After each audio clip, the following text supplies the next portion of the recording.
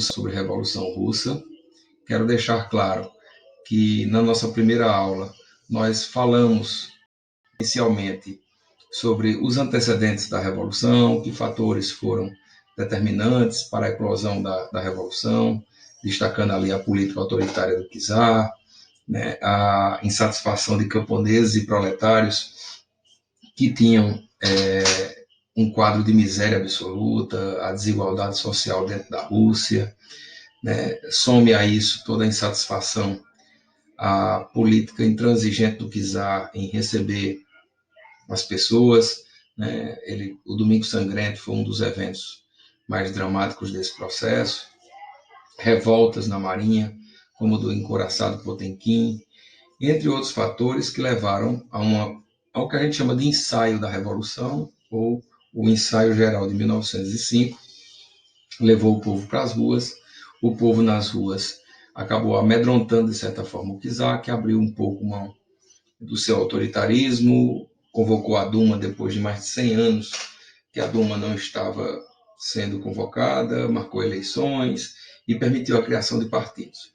É aí que surge o POSDR, que é o Partido Operário Socialista Democrático Russo, que tinha duas correntes. Bolcheviques, que representavam a maioria, mencheviques, representavam a minoria. Importante saber que, embora os bolcheviques representassem a maioria, eles não eram maioria no partido. Então, a maioria do parlamento era formada pelos mencheviques. Isso vai ser fundamental para você entender que, em 1917, quando a Revolução eclode, né, naquela primeira fase da Revolução, que é a Revolução de Fevereiro, o czarismo é derrubado, o czar é colocado em exílio, né, mas tem a sua vida garantida e de sua família, e quem assume o poder, já numa república, é Alexander Kerensky, líder dos mencheviques. O problema é que Kerensky não fez as reformas pretendidas, não tirou a Rússia da guerra, não combateu as desigualdades, não diminuiu a injustiça no campo. E isso acabou fazendo com que os bolcheviques rompessem as relações com os mencheviques, né? E Lenin, que estava no exílio, acabou beneficiado da Primeira Guerra Mundial pela decisão alemã de mandá-lo para a Rússia, com o objetivo dele fomentar uma nova revolução e, em troca, tirar o país da guerra. Pois bem, assim foi feito, vem as teses de abril, né? Lenin convoca o povo para paz, terra e pão, e em outubro de 1917, os bolcheviques, numa outra revolução popular, derrubam o governo menchevique e fazem com que, a partir daquele momento, né, os bolcheviques cheguem ao poder. Uma vez no poder, né, Kerensky foge para o exílio, Lenin se torna líder da revolução, né, e era preciso agora estabelecer uma nova formatação de governo. Então, depois dessa pequena revisão, a gente começa a entender a lógica dessa revolução posterior ao período das revoltas de fevereiro e de outubro, e agora vamos ver como se desenrolou o processo, né? Primeiro do governo Lenin e depois do governo de Stalin. Lenin, inicialmente, ele estatiza bancos e indústrias, era uma forma de banir o capitalismo naquele momento, né? Como ele tinha decidido por paz, terra e pão, então a parte da terra logo foi viabilizada, realizou um amplo programa de reforma agrária, né, desapropriando os grandes latifúndios que pertenciam à elite agrária russa, né, formada pelos boiardos, retira a Rússia da Primeira Guerra Mundial com a assinatura de um tratado que foi muito doloroso para a Rússia pela quantidade de perdas de território. Vou mostrar a imagem daqui a pouco, que foi o Tratado de Brest-Litovsk. Então ele já tinha feito paz, né, tirando a Rússia da guerra, já tinha feito terra com a realização da reforma agrária e, ao estatizar bancos e indústrias, procurava diminuir as injustiças sociais, garantindo assim a diminuição da miséria. Na política, a Duma foi aberta em definitivo, né? O sistema unipartidário foi criado, o único partido vai ser o Partido Comunista. Ele dizia que era preciso que esse partido fosse governado pelo povo, e aí tem uma frase clássica de Lenin: todo poder aos soviets, que eram os sindicatos representantes dos principais trabalhadores e dos camponeses, que deveriam eleger seus representantes para a Duma, e ele se auto-intitula como secretário-geral. Ou seja, ele não era um governante, ele era um secretário do povo. E cria também a União Soviética, né, a União das Repúblicas Socialistas Soviéticas. Nas imagens que vou mostrar a seguir, a gente vai ter mais ou menos a noção daquilo que eu vinha falando até esse instante. Certo? Aqui você tem exatamente uma representação, né, dos camponeses que agora vão ter direito às terras, né, o Estado entregando a eles terras que antes pertenciam aos grandes latifundiários.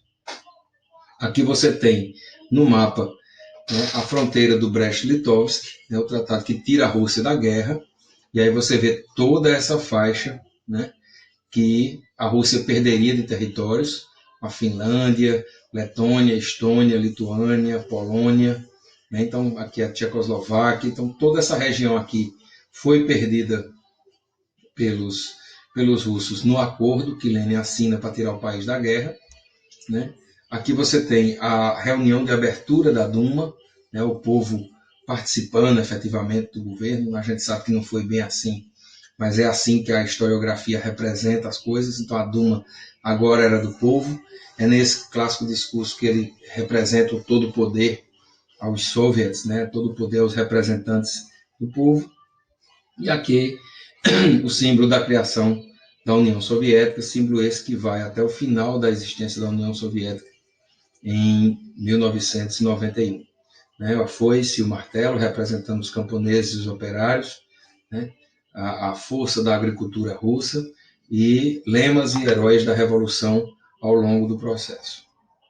Pois bem, o problema é que os mencheviques não ficaram parados, se aliam aos capitalistas ocidentais depois do final da guerra e tentam retomar a Rússia, né, pós-revolução.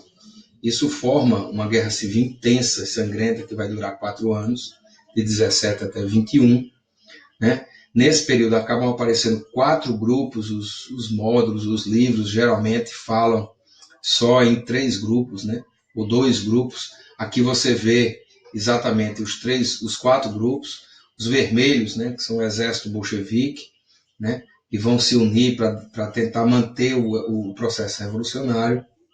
Os brancos, que vão aliar os monarquistas e toda a parte da burguesia que fugiu depois da Revolução, liderada por Kerensky. Os verdes, que eram os camponeses do interior da Rússia que não concordavam com a política dos vermelhos, né, ou seja, dos bolcheviques, achavam que a revolução não seria por aquele caminho.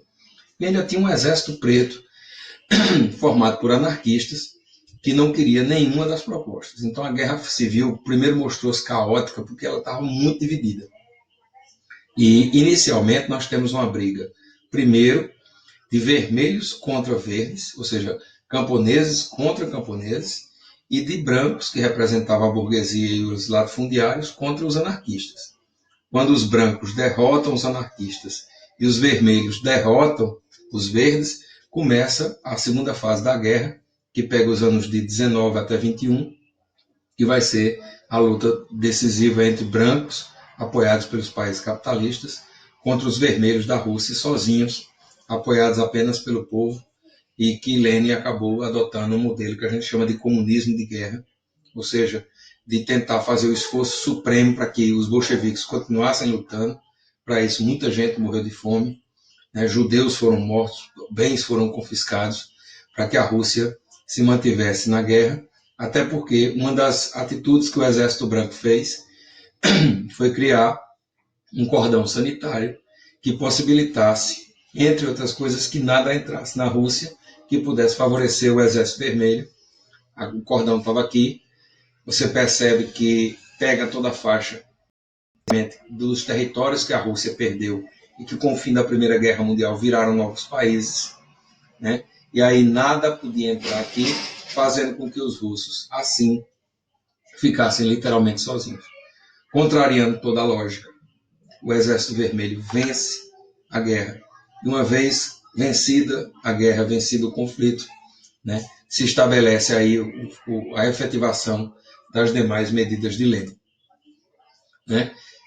A economia do país estava caótica. Ele percebe que o modelo socialista sem dinheiro ele não funciona. Então Lenin cria uma política econômica nova chamada de NEP. Né? Essa política permite que a entrada de indústrias capitalistas na Rússia e o desenvolvimento para o desenvolvimento industrial e geração de riquezas. Né?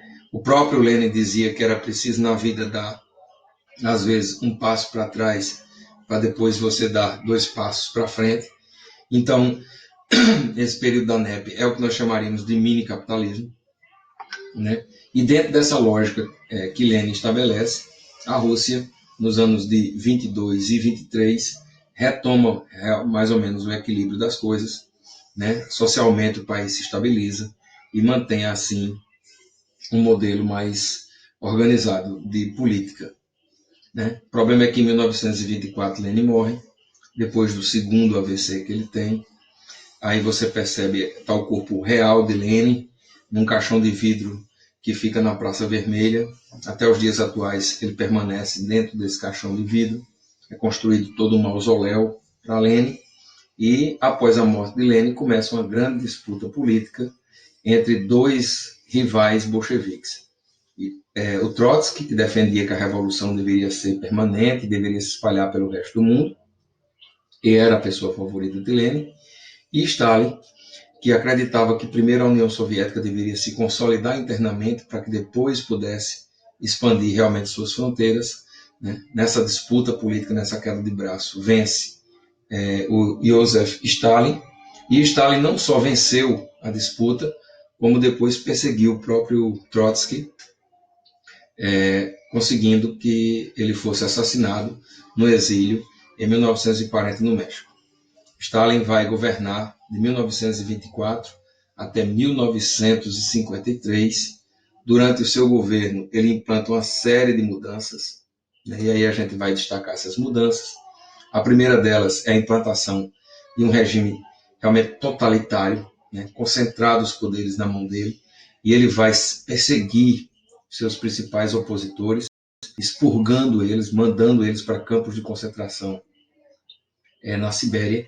Fala-se, depois que abriram os arquivos da KGB, em torno de 700 mil pessoas que perderam a vida nos expurgos de Stalin.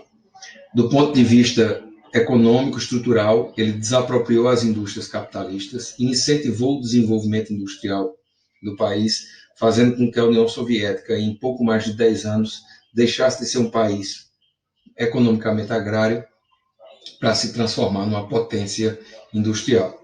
Para isso, ele substitui a NEP, que era o projeto de Lenin que permitia essa entrada de capitais, pelos planos quinquenais, ou seja, com medidas de 5 em 5 anos, que estabelecia que o país deveria criar e atingir metas na produção industrial e na busca por recursos minerais, recursos naturais, matéria-prima, que fizesse com que o país não precisasse e não dependesse de nenhuma potência ocidental.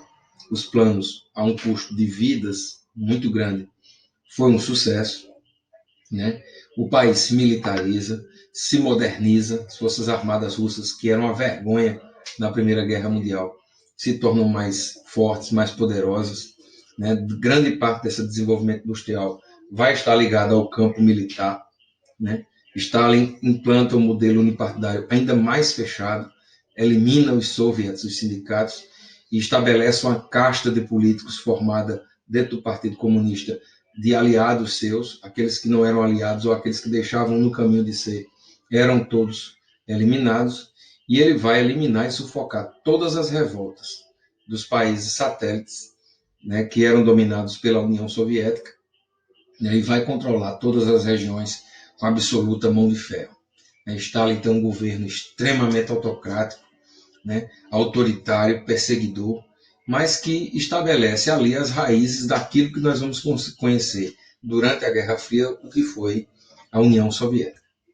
Aqui você tem, só para você ter ideia dos planos quinquenais, observe o tamanho do crescimento. A produção de aço passou de 4 para 18 milhões de toneladas entre os anos de 28 e 40. A produção de carvão ultrapassou 160 milhões de toneladas, era a principal fonte de energia da Rússia, e ainda é hoje uma das grandes fontes de energia. A formação de técnicos, de administradores, de engenheiros, de químicos e de todo tipo de profissões que pudessem dar à Rússia a autonomia que ela necessitava diante dos países capitalistas e da competição com esses países. Erradicou praticamente o analfabetismo dentro do país, né? E o país deu um salto de tecnologia e de modernidade. Basta lhe mostrar o número da eletrificação dos lares, né? Quando a Rússia passa de parcos 10% de eletrificação para 60% durante o governo de Estado. Outra questão importante é que durante a Segunda Guerra Mundial, mas aí a gente vai tratar sobre a Segunda Guerra quando falarmos do assunto, né? Hitler, na sua política expansionista, quando chega essa máxima expansão aqui, ele invadiu uma série de territórios da União Soviética e Stalin é quem vai concentrar e comandar todo esse esforço de guerra da União Soviética, né? Formando milhares de batalhões, aliando-se à Grã-Bretanha e aos Estados Unidos, mesmo sendo países capitalistas, mas agora com um inimigo em comum, para derrotar o nazismo na Europa, e a União Soviética será a grande protagonista dessa vitória, certo? Embora o saldo de vidas seja uma coisa absurda, são mais de 20 milhões de mortos só na União Soviética, certo? Então, assim, Stalin tinha esse perfil autoritário, mas tinha por trás dele também toda uma obsessão pelo poder e pela forma como governava da sua forma. Aqui ele implanta também uma série de mudanças importantes, né? Ele estabelece um padrão concretista que substitui o padrão de consumo da União Soviética. É meio que uma uniformização de tudo. As pessoas moravam em casas da mesma forma, consumiam os mesmos produtos, as lojas tinham as mesmas fachadas e todo o processo era de forma a desconstruir o desejo de consumo e consumir apenas por necessidade, combatendo assim a forma capitalista máxima, né, de que consumo está diretamente ligado à produção. Desenvolve agências de espionagem, daqui a pouco eu mostro os símbolos dela, né, para que buscassem tanto fora como dentro da União Soviética combater os inimigos externos e internos. No final da Segunda Guerra Mundial, iníciozinho ali da Guerra Fria, né, ele consegue roubar muitos planos, inclusive do Pentágono, e desenvolver assim a bomba atômica. Morre em 1953, né, formando o mais longo governo que passou pela União Soviética. Aqui você tem os dois símbolos que falei, desse lado de cá a KGB, que era a agência de espionagem oficial, e aqui a NKVD, que era quem espionava os agentes da KGB. Você vê o nível de neurose que o socialismo russo atingiu. Aqui você tem um exemplo do concretismo, você percebe prédios funcionais, todas as pessoas moravam em prédios absolutamente iguais, com o mesmo tamanho, com o mesmo mobiliário, da mesma forma, que era para passar exatamente essa ideia de paridade social, né, de horizontalidade social, de que ninguém era melhor do que ninguém, quando a gente sabe que por trás de tudo isso existia uma casta, uma elite russa que vivia em condições bem melhores que a maioria do povo, né, e viviam às custas do governo e do sacrifício do povo da União Soviética. Ok? Então, gente, a gente encerra assim a nossa aula. Espero que tenham gostado e a gente se encontra na próxima aula de História Geral com a crise de 1929. Um grande abraço e até a próxima.